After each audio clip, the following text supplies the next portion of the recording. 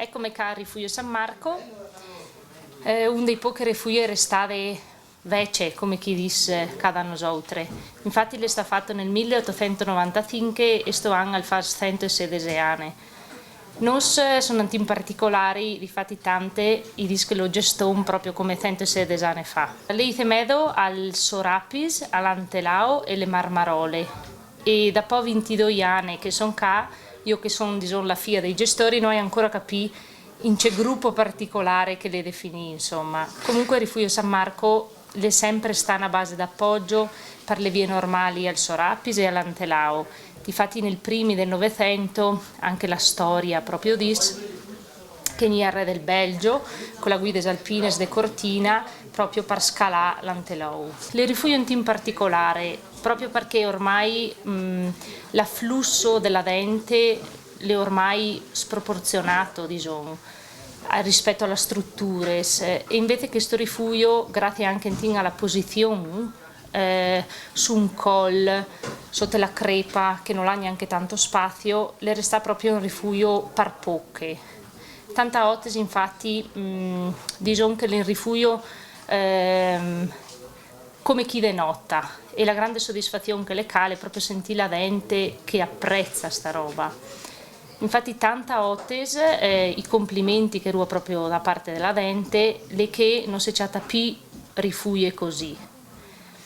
D'Amberes invece le anche la critica logicamente, perché non tutte canchicciata solo un piatto o massimo 2-3 scelte gli è contente. Ormai in linea generale il turismo sa buccia proprio sull'industria del turismo come che si risdutte, insomma, invece questo è un caso in particolare. Come escursioni è abbastanza raggiungibile perché ti puoi raggiungerlo da San Vito, c'è una strada bianca che di strada oltretutto la Jenserada, dunque ti puoi anche camminare senza che passi la macchina e dopo ti 40 minuti a piedi per il sentiero dove è 26. Oppure un'altra via d'accesso in tempi di dura, anche no, per chi che vuole camminare, le da Ciapuzza attraverso il Troi 2,25. Da qua si può partire per altre escursioni, dalle più facili alle più difficili, perché c'è un'escursione facile e ti puoi dire Rifugio Galassi, con un attraversamento proprio in quota e tranquillo per qualsiasi tipo di evento, oppure ti puoi spostare in Forcella Granda e ti puoi dire al bivacco Slataper e da là anche ti puoi spaziare, tipo ti puoi ruotare attraverso la Val de San Vido a Pallu San Marco, oppure per i più esperti addirittura fai il giro del Sorapis, la cima normale, la via normale al Sorapis, oppure per chi che vuole ad arrampicare anche la Torre dei Sabbioni. Nos che lo gestisce ormai come che hai detto prima da 22 anni la famiglia Ossi da San Vido proprio, giustamente per l'Onladin insomma no? E lei da 22 anni che lo gestisco, io sono la FIA e il rifugio Lato Lesto forse per passione essendo anche il guida alpina. La struttura è del CAI Venezia e noi la appunto in gestione. Una roba particolare che mi ha sempre colpito è sta che il primo gestore, che era Angelo Uthel, le sta qua per la bellezza dei 50 anni. Difatti il Rifugio San Marco non l'ha passato tanti gestori, diciamo che in tutto non sono i quarti. Prima appunto Angelo Uthel per 50 anni, dopo Sofia Vittoria e dopo Lucia De Lucia che la da sola la gestì per più di 20 anni. Infatti bisogna ringraziare anche proprio questa femmina perché per tantissimi anni l'ha gestita sola e grazie a ella che diciamo, la struttura le restava quel che l'è. Perché giustamente negli anni 80, anche sta il boom turistico, tutti si slarga.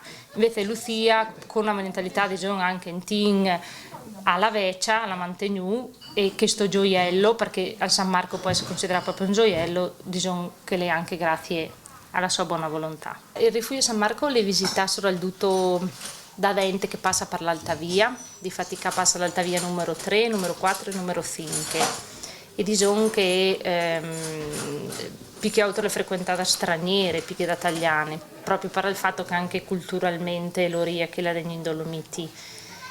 E come che accenna Piotes prima e che riaccenno, loro resta tanto contenti proprio dalla tipologia di gestione che hanno scelto. Difatti mia madre, che si cucina, la fa robe proprio semplici e naturali.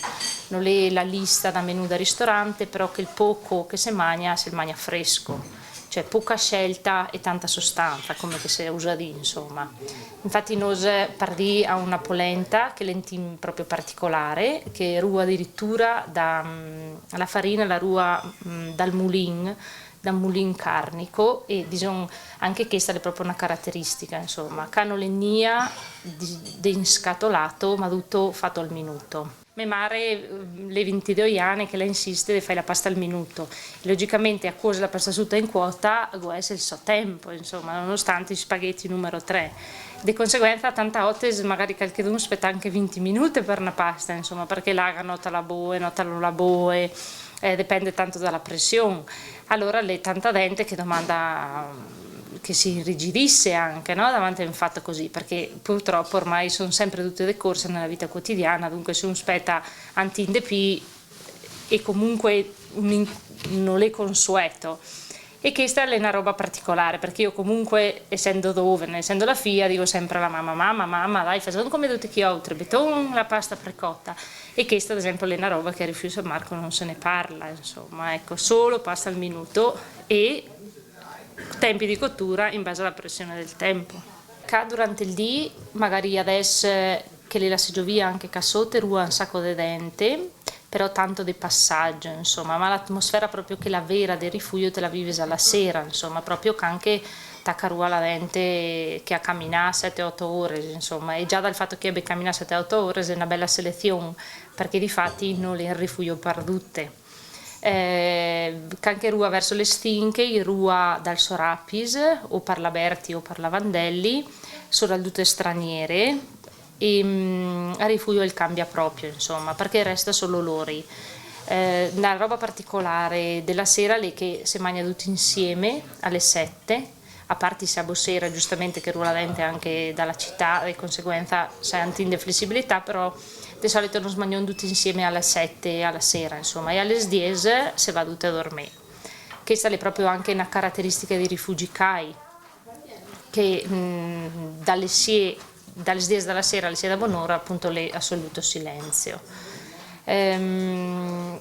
Un'altra roba di particolare del rifugio, vabbè, parlo un po' della mia esperienza, io comunque ho passato una gran parte della mia vita qua, perché comunque da che ho 14 anni che i miei a sto rifugio e ho passato proprio tutte le fasi, insomma, la fase delle scuole superiori, la fase dell'università, sempre comunque vivendo la parte estiva con loro, insomma.